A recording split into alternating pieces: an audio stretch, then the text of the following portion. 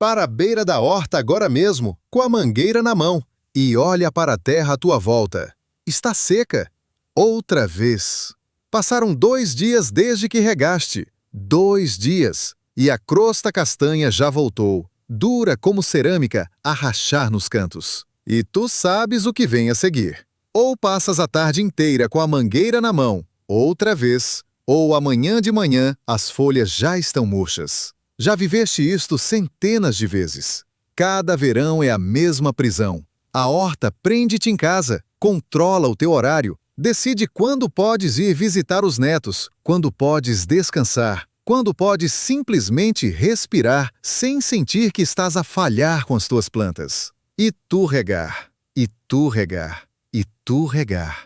E a terra bebe tudo em 2 dias e pede mais. Mas o que é que acontecia se eu te dissesse que existe uma coisa que podes fazer uma única vez, em menos de meia hora, que mantém a terra úmida durante 3 semanas sem uma gota de água? Que os agricultores da Extremadura já faziam isto em 1967, antes de existir irrigação automática, antes de existir qualquer sistema moderno de rega, e que esse conhecimento desapareceu exatamente quando as empresas de adubos e sistemas de rega começaram a crescer, não é magia, não é um produto caro, é física, é biologia, e cabe dentro de um saco de 35 quilos que provavelmente já tens na garagem. Fica até o fim, porque vou mostrar-te o erro que mata este método, e 9 em cada 10 pessoas que tentam fazem esse erro sem saber que o estão a cometer. Quantas vezes já foste ao centro de jardinagem este ano? Conta comigo. O adubo de primavera, o fungicida quando apareceu a míldio nos tomates, o produto contra os pulgões que chegaram em junho, o estimulador de raízes porque as plantas estavam fracas, o sistema de rega gota a gota que compraste há 3 anos e que nunca funcionou como prometiam na caixa. Somas tudo e o número dói. Não dói? 200 euros, 300 euros, às vezes mais, num verão. E depois de tudo isso, a terra continua a secar em 2 dias, continua a rachar, continua a exigir que estejas lá com a mangueira na mão, às 7 da manhã e às 7 da tarde, todos os dias, sem falta. O sistema de rega automática custa entre 80 e 200 euros só para uma horta pequena. E ainda precisas de água, e ainda precisas de eletricidade, e ainda precisas de amontar, e ainda precisas de reparar quando a pressão não está certa ou quando um rato rói um tubo. A solução de retenção de umidade que existe desde 1967 custa 16 euros, de material que usas uma vez e que dura 5 anos. Sabes quanto dinheiro já deste à indústria da jardinagem por não saberes esta coisa? Faz as contas. Um sistema de rega mais os produtos associados durante 5 anos, perto de 1.200 euros.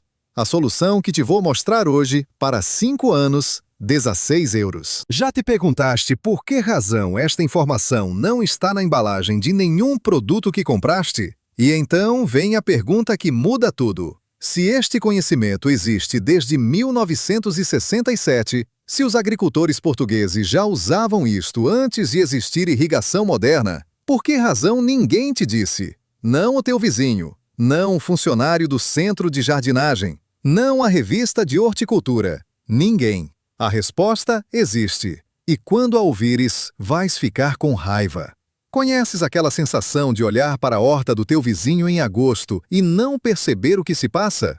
A terra dele está escura, úmida, compacta de uma forma estranha, e ele está sentado à sombra a beber um café, enquanto tu passas a manhã a regar. Perguntas-lhe o que fez. Ele diz, não sei, pusemos qualquer coisa, e ri-se. Isso não é sorte. Isso é exatamente o que te vou ensinar hoje. Mas primeiro, preciso que percebas o que está a acontecer debaixo dos teus pés. Porque só quando entenderes o mecanismo é que vais perceber por que razão 9 em cada 10 pessoas fazem este método de forma errada e depois dizem que não funciona. Quando regas, a água desce, vai para o fundo. Os primeiros 2 a 3 centímetros de terra absorvem parte dessa água, mas a maior parte passa diretamente para as camadas mais profundas, longe das raízes. O sol aquece a superfície da terra. A superfície aquece o ar que está em contato com ela. Esse ar quente sobe. e leva consigo a umidade que estava na terra, exatamente como quando aqueces água numa panela e o vapor sobe.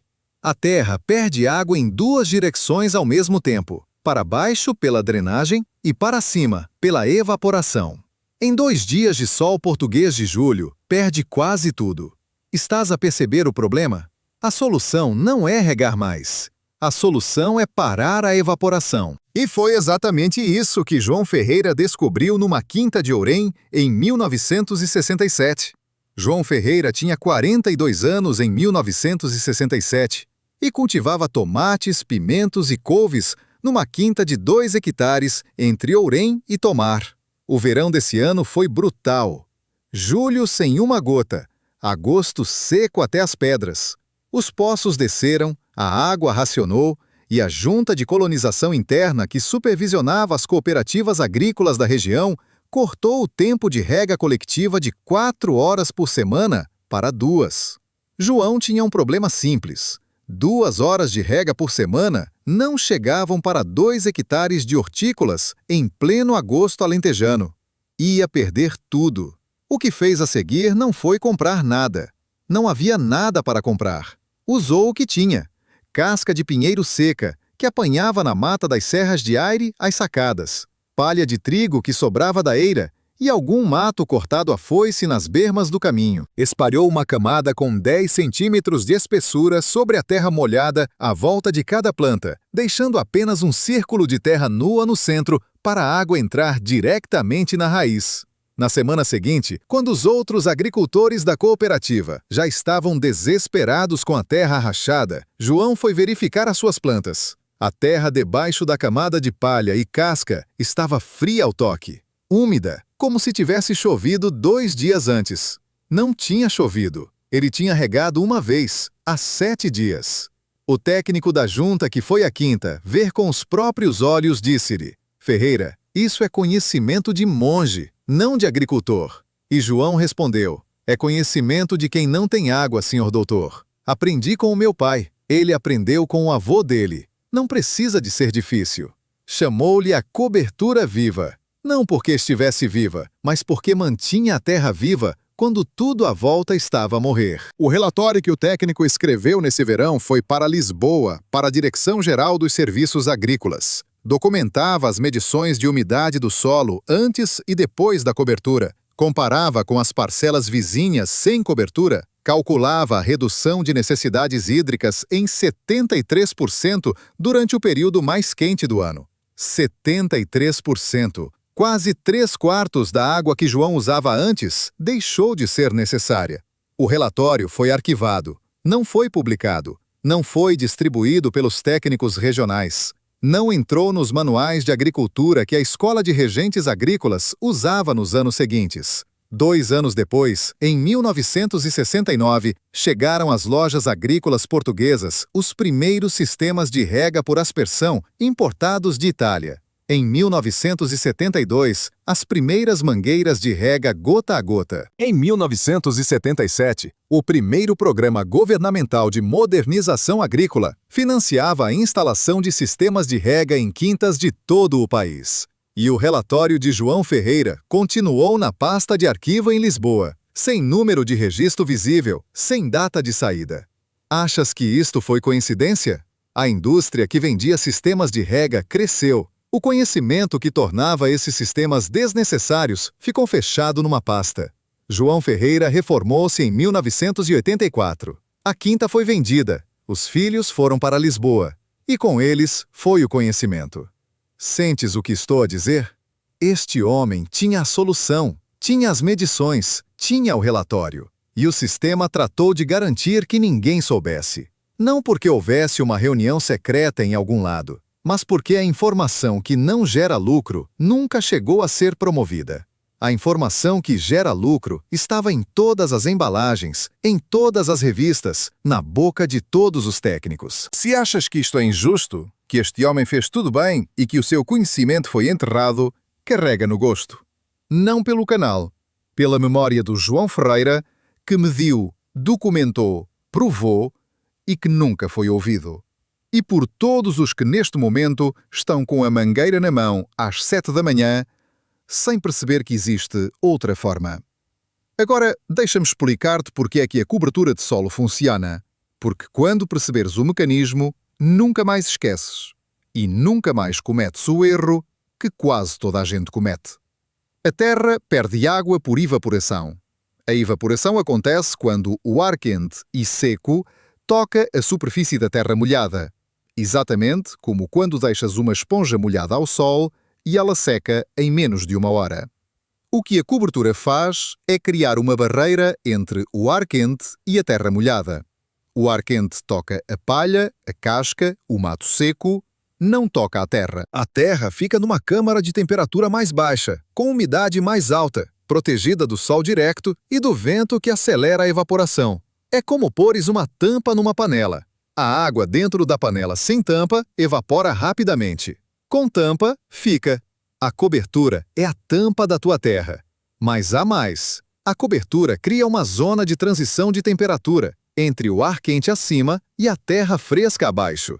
Essa zona tem um fenômeno que os físicos chamam condensação. Quando o vapor de água que existe no ar quente encontra a superfície mais fria da cobertura, transforma-se em gotículas líquidas e cai de volta para a terra. É como o orvalho que encontras de manhã na relva.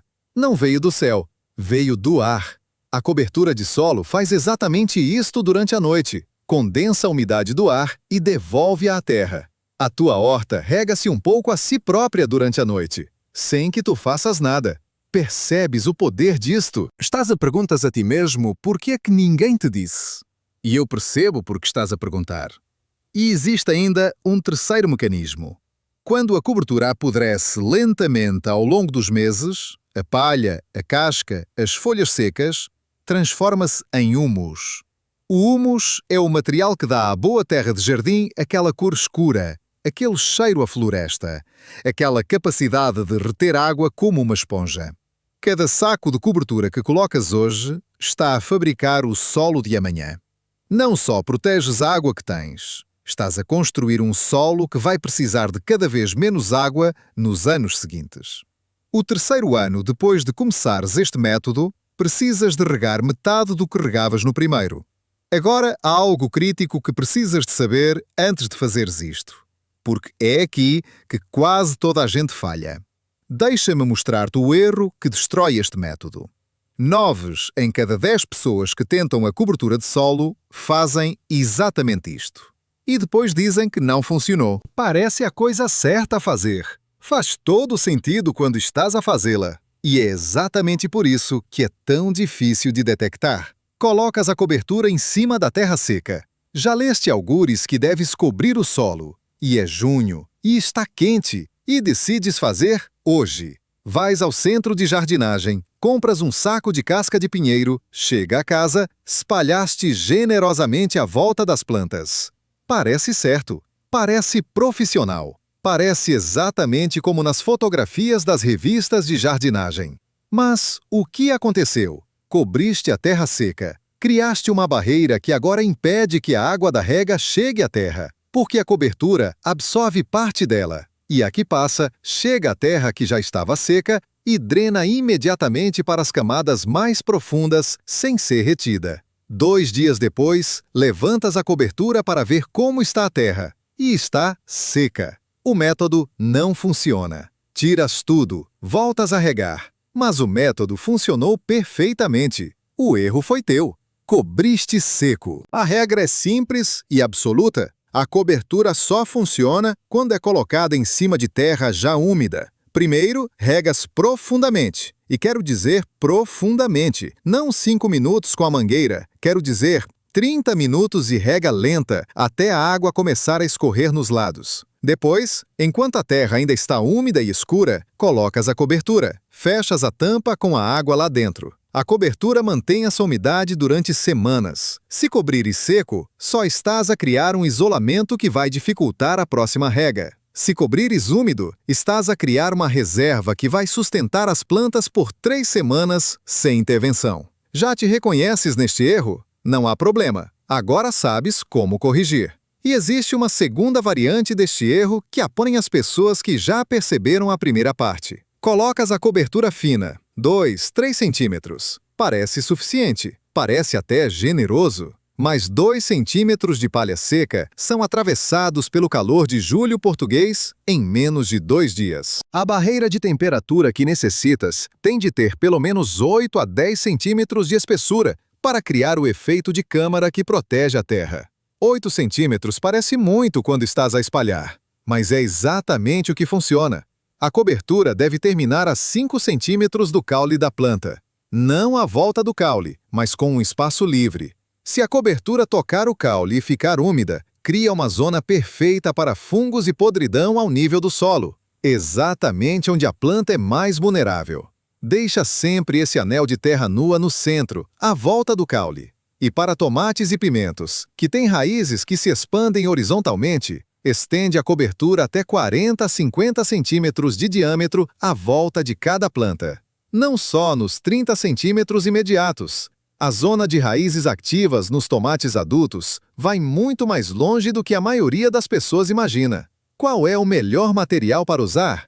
Esta é a pergunta que recebo mais vezes. E a resposta vai surpreender-te. Palha de trigo ou cevada é o material mais eficaz para hortas de legumes. Seca rapidamente quando a colocas, não tem sementes e infestantes se for palha de cereal limpa, e apodrece em 8 a 12 meses, criando exatamente o humus que as tuas raízes querem. Custa entre 6 e 12 euros o fardo numa loja agrícola, não no centro de jardinagem, numa loja agrícola. No centro de jardinagem, o mesmo fardo custa o dobro. A diferença é a embalagem e a localização, não a palha. Casca de pinheiro triturada dura muito mais, 2 a 3 anos antes de apodrecer, e é melhor para plantas de fruto como amoreiras, groselhas, framboesas. Para legumes anuais como tomates, pepinos e courgettes, a palha é melhor porque apodrece mais rápido e alimenta a terra todos os anos. Folhas secas são gratuitas e funcionam bem se as tiveres disponíveis. O único problema é que tendem a compactar-se e depois o vento as espalha. Misturadas com palha, metade e metade, ficam no lugar e funcionam excelentemente. Aquilo que deves evitar: relva cortada fresca e em camadas espessas. A relva fresca compacta-se em 2 dias, cria uma crosta impermeável que não deixa a água da chuva entrar e começa a fermentar produzindo calor, o oposto do que queres. Se quiseres usar relva cortada, deixa-a secar 2 a 3 dias antes de espalhar, em camadas finas.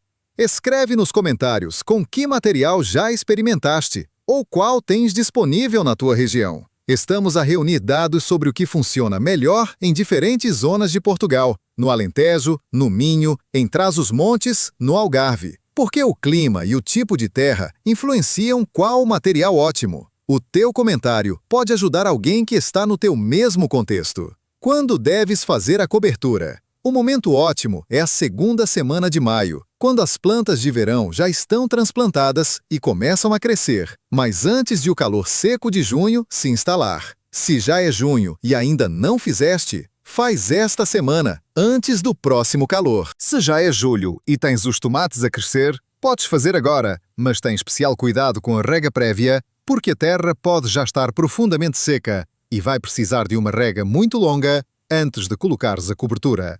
Para as culturas de outono, brócolos, couves, espinafres, faz a cobertura em setembro, quando transplantares as mudas, e mantém-na durante todo o inverno. A cobertura de inverno tem uma função diferente. Não retém umidade, mas protege as raízes do frio, impede o gelo profundo de matar as raízes nas noites mais frias de dezembro e janeiro e começa a alimentar a terra com humus, exatamente quando as plantas precisam de nutrientes para crescer na primavera. E aqui tens o calendário completo. Maio para as culturas de verão, setembro para as culturas de outono e em março renova a cobertura que ficou do ano anterior. Adiciona uma nova camada de 5 centímetros por cima da que já está a apodrecer. A camada velha torna-se humus, a camada nova protege. A terra fica cada ano mais fértil, mais úmida, mais viva. Quero mostrar-te agora o segundo caso que confirma que este conhecimento não é local nem acidental. Porque quando o mesmo princípio reaparece em condições completamente diferentes, percebemos que estamos a falar de uma lei da natureza, não de um truque de aldeia. Em 1971, no deserto do Negev, em Israel, Os engenheiros do Instituto Vulcani estavam a tentar perceber como os agricultores nabateus cultivavam trigo no deserto 2000 anos atrás, com precipitações de menos de 100 milímetros por ano, menos de 1/10 do que cai em Lisboa. Encontraram nos sítios arqueológicos algo que não perceberam imediatamente: camadas de pedras partidas, dispostas de forma regular, cobrindo a terra entre as linhas de cultivo. Chamaram a um especialista em física do solo. O especialista percebeu em 2 dias o que estava a acontecer. As pedras partidas criavam exatamente o mesmo efeito que a palha de João Ferreira em Ourém. Uma barreira de temperatura que impedia a evaporação diurna e permitia a condensação nocturna. Os nabateus não tinham explicação científica. Tinham observação e transmissão de conhecimento de geração em geração durante 2000 anos. A mesma solução. 2000 anos de intervalo. Condições completamente diferentes. Uma lei da natureza, não um truque. Quando 2 povos completamente isolados chegam à mesma conclusão de formas independentes, não é coincidência, é física. A Terra perde água por evaporação. Qualquer barreira que reduza o contato entre o ar quente e a terra retém essa água. Pedras, palha, casca, mato seco. O material não importa tanto como o princípio. E este conhecimento que os nabateus usaram durante 2000 anos, que João Ferreira usou em Ourém em 1967, que o Instituto Vulcani redescobriu em 1971, esse conhecimento não está na embalagem dos sistemas de rega gota a gota que compraste. Pergunta-te por quê. Chegou o momento de montares o teu protocolo. 3 passos. Concretos, sem suposições. O primeiro passo. Determina a área a cobrir e calcula o material. Para cobrir 10 metros quadrados com 10 centímetros de palha, precisas de aproximadamente 25 quilos de palha. Para a maioria das hortas familiares em Portugal, um fardo de palha de 25 a 30 quilos, entre 6 e 12 euros, chega para toda a zona de legumes. Vai à loja agrícola, não ao centro de jardinagem. A qualidade é a mesma, o preço é metade. Já estás a ver que isto cabe dentro do teu orçamento, sem dor? O segundo passo. A rega preparatória. Um dia antes de colocares a cobertura, ou na manhã do mesmo dia, rega profundamente. Não quer dizer a rega habitual de 5 a 10 minutos. Quer dizer 30 a 40 minutos de rega lenta, com a água a sair devagar, para ter tempo de penetrar até 20 a 25 centímetros de profundidade. Podes verificar se chegaste a essa profundidade com um pau de madeira.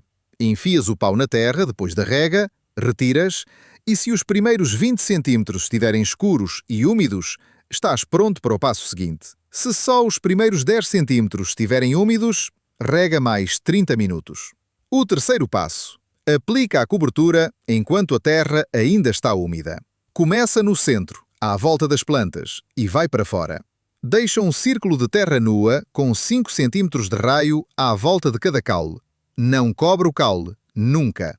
Espalha a cobertura numa camada uniforme de 8 a 10 centímetros. Não necessitas de a compactar. Quanto mais fofa ficar, melhor funciona como barreira de temperatura. Em tomates e pimentos, cobre até 40 a 50 centímetros de diâmetro à volta de cada planta. Depois, não tocas. Não levantas para ver como está a terra de baixo. Esse é o erro seguinte que as pessoas cometem. O processo funciona no escuro, no silêncio, sem supervisão. A terra fica úmida não porque estejas a fazer alguma coisa, mas exatamente porque não estás a fazer nada. Imagina o que muda quando isto funciona. Não é só a água que poupas. Não é só o dinheiro que deixas de gastar no sistema de rega. É o que recuperas. Os fins de semana sem culpa. As viagens de 3 dias que não fazias desde que tinhas horta. Os netos que podes ir buscar sem olhar para o céu a calcular se vai chover ou se tens de voltar antes do jantar para regar. A horta que prende,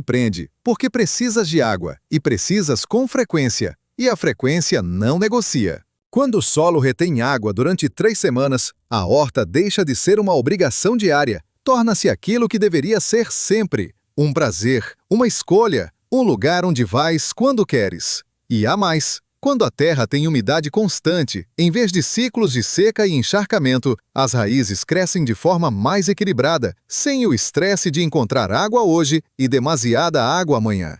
Plantas com raízes equilibradas resistem melhor ao calor, resistem melhor às pragas. Um tomate com estresse hídrico é muito mais vulnerável a pulgões e a míldio do que um tomate com umidade constante. Estás a resolver o problema da água e, ao mesmo tempo, a reduzir os problemas de doenças e pragas. Com palha, com 16 euros. Então, aqui tens a tua escolha. Podes continuar como está. A rega de 2 em 2 dias, o sistema de rega automática com os seus tubos e as suas peças e as suas avarias. Os 200 a 300 euros por ano em produtos associados. Os verões sem poder afastar-te mais do que 2 dias. Esse é o caminho A. Funciona, no sentido em que as plantas sobrevivem, mas custa-te tempo, dinheiro e liberdade, todos os anos, para sempre. Ou podes fazer o que João Ferreira fazia em Ourém, em 1967. Um fardo de palha, uma rega profunda, uma tarde a espalhar a cobertura, e depois, 3 semanas de terra úmida, sem fazer nada. Esse é o caminho B. Custa 16 euros uma vez. Melhora o teu solo com o tempo. Devolve-te os fins de semana. Escreve nos comentários A ou B e explica por quê. Não para mim, para ti. Quando formulas em voz alta aquilo que vais mudar, és tu a ouvir-te a ti mesmo. É diferente de só pensar. Já vi pessoas que escreveram B, porque já chega de regar todos os dias, e que vieram dizer meses depois que essa frase foi o que os fez finalmente agir. A resposta que escreves hoje pode ser a coisa que te faz avançar esta semana. Existe algo que acontece debaixo da palha que não vês, mas que está sempre a trabalhar. A terra aquece durante o dia, e o vapor que se formaria normalmente condensa na face interior da cobertura e regressa. A terra arrefece durante a noite, e o ar úmido da madrugada penetra lentamente através da cobertura e deposita orvalho nos primeiros milímetros de solo. A minhoca que tinha deixado de aparecer porque a terra estava sempre seca, começa a voltar, e cada minhoca que passa abre um canal que permite que a próxima chuva penetre mais fundo, em vez de escorrer pela superfície. A palha velha transforma-se em material orgânico que a raiz abraça, como se fosse o solo de uma floresta antiga, porque é exatamente esse o solo que a raiz reconhece. Quando colocas a cobertura, não estás apenas a proteger a umidade, estás a devolver à terra o ciclo que ela teve durante milhares de anos, antes de a lavrarmos e expusemos ao sol. A terra nua, a terra que vemos em todas as hortas convencionais, é uma invenção humana muito recente. A natureza nunca deixou a terra nua. Debaixo de qualquer floresta ou prado saudável, a terra está sempre coberta, sempre protegida, sempre úmida. O que o João Ferreira fez em 1967 não foi inventar nada. Foi observar o que a natureza já fazia nas margens do campo onde ele trabalhava e aplicar o mesmo princípio às suas plantas. O conhecimento estava lá, disponível para qualquer pessoa que olhasse para além dos limites do campo cultivado. O conhecimento ainda está lá. Agora também está contigo. Vai fundo. Lá está tudo.